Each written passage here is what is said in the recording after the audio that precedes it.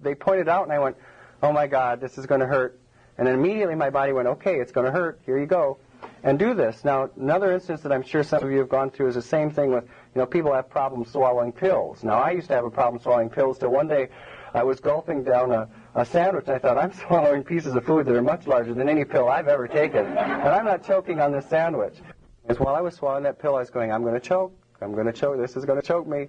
And I'd take the pill, and it would stick right there in the throat. So now I just put myself in this, this mindset of that what I'm doing is I'm swallowing food.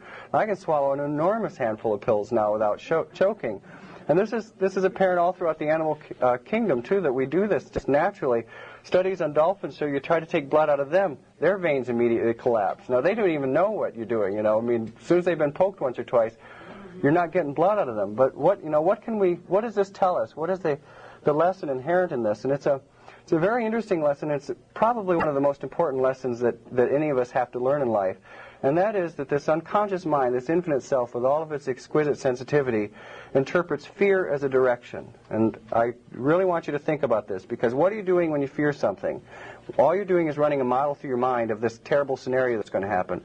Well, the unconscious mind, because it's like this genie, as I say in the story, that interprets everything literally, when you run the fearful scenario through your mind, your unconscious mind, which you can easily trick into thinking a potato is an apple, goes, oh, I'm supposed to do this. And it gives you exactly what you want, which is what it thinks you want. Really, you don't want it, but it doesn't know, because it speaks in the language of symbols. And, all this talk about visualization and healing, well, what you're doing is a negative visualization on yourself when you do this, when you fear. Well, what I was doing when I thought, oh my God, this is going to be hard, they're not going to get blood out of my vein, my body would immediately respond, go, oh, this is what he wants. The vein would collapse, or I can't swallow this pill, my throat would instantly constrict. So, you always got to, again, be very careful. What is it that you're visualizing that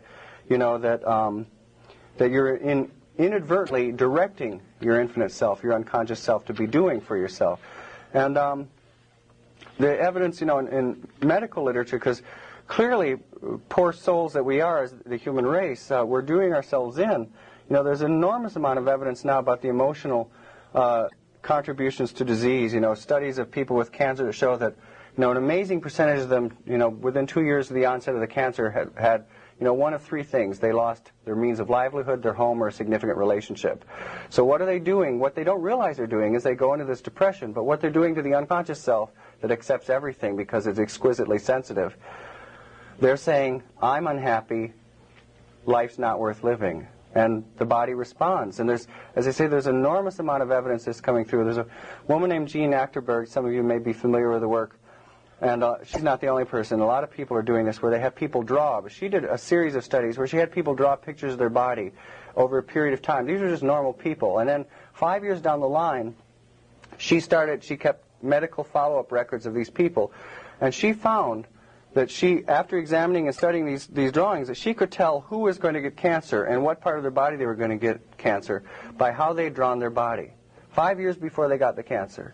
So 5 years before they got the cancer, they're already telling this exquisitely sensitive self, this genie that accepts without questioning, what was wrong with their body. And I mean, you can think of this in 1,000 different areas. Louise Hay, who does a lot of work with AIDS patients, one of the things that she does, and I think it's crucially important, is she has this mirror exercise where you have to sit in front of a mirror and tell yourself that you love yourself. And when I first heard it, I thought, well, that's easy. I can do that. And I tried it, and it was like incredibly hard, first time. And I started thinking about that and thinking in terms of how exquisitely sensitive our unconscious self is. And it occurred to me that unfortunately, most of us are brought up to have such terrible self-esteem. I mean, what do you do when you look in the mirror? Do you go, God, how healthy and wonderful and happy and successful I am? Or do you go, God, does my hair look bad today? Or, geez, I wish I didn't have this. And here's this, as I say, this exquisitely sensitive, infinite self that goes, oh, we're awful, we're bad, we're this, we're that. And I want to tell a story that actually, I hope I don't embarrass you, Carol, because I'm going to identify you in this story. I have a friend here, Carol Dreyer, who had a part. Carol is a very talented clairvoyant, and she is the clairvoyant that's involved in this story. I had a health problem with my spleen, and so I thought, well, I'm going to do this visualization where I'm going to get my spleen better. Because the doctor was saying, well, we're going to have to do this hideous thing or that ghastly thing. And I was going, no, I can get rid of this with visualization. And I did it for a couple of months, and it just wasn't working. And finally, one day in the privacy of my apartment, I started to curse out my spleen. I said, "Damn it, why are you doing this to me? Why are you da-da-da-da-da-da-da? Why, you know, get your act in gear." And Carol came to visit. Carol lives in the Los Angeles area, but she came to visit me, and she started giving me a reading, and one of the first things she said, and I'd forgotten this incident. I hadn't said a thing, and she's a couple of seconds into the reading, she said, "Have you been yelling at your spleen?" And I said, "Well, yeah, I have. I have been yelling at my spleen." She said, "Oh, well, it's very confused." She said, "It's ill because it thinks it did what you want it to do. And now it's really upset because you're giving it a different direction. You're yelling at it saying, you know, you didn't do right. You know, I was putting it in a double bind situation because the exquisitely sensitive self somehow, and I had to sort of find, you know, the psychological, emotional reasons that I had filter this down into, you know, how my spleen had gotten ill, that I was telling it to get ill, but I didn't realize it because I was unconscious of the fact, and here I was really doing it in by then yelling at it for this fact.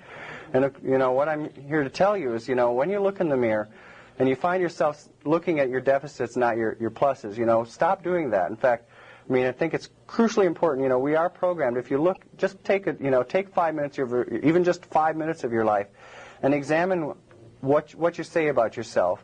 Are you critical of yourself? Do you count your deficits more than your attributes? And if so, knowing what, you know, some of these pieces of information about how extraordinarily sensitive this infinite self is, what are you doing to yourself when you do that? You know, what are you doing to yourself when you give it all these sort of toxic belief systems to do this?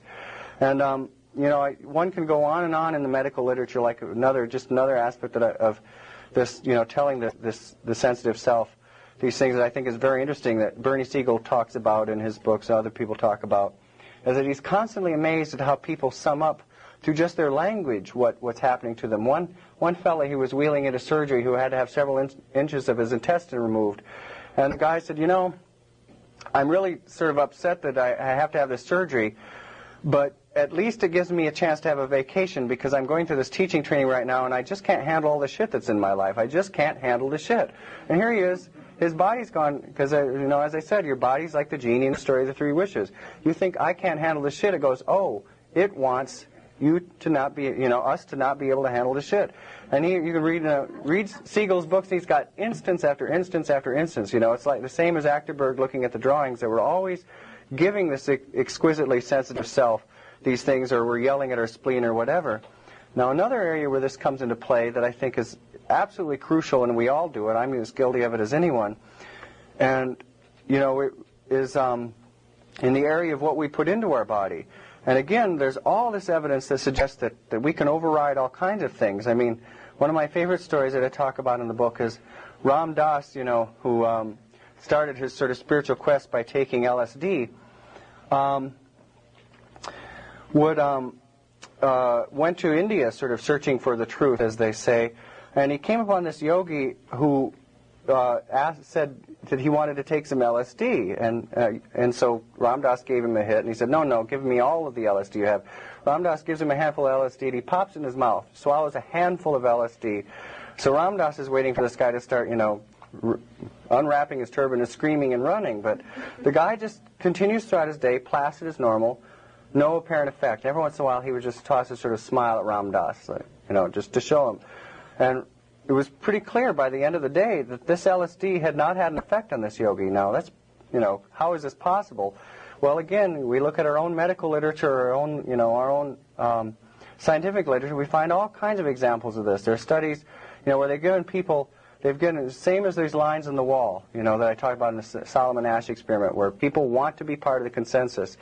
You can give like a person an amphetamine and put them in a group of people that they've given everyone else barbiturates. And the person on the amphetamine, if they tell them that they're on a barbiturate, and if they're a room full of people all on barbiturates, they'll behave as if they're on a barbiturate. Just the reverse is true, too. You give a person a barbiturate, put them in a room full of people on amphetamines, tell them they've all taken, the same thing, and they behave not as the drug, according to the drug that's in their body, but according to their belief system of how they should behave, and even more importantly, how the consensus is behaving. Because not only is it what you tell yourself, but that we really are, you know, hooked into each other. So much so, one of, you know, the most interesting placebo stories I think that I talk about in the book is a doctor has an asthma patient. He comes in and the guy has really bad asthma. His lungs just freeze up. He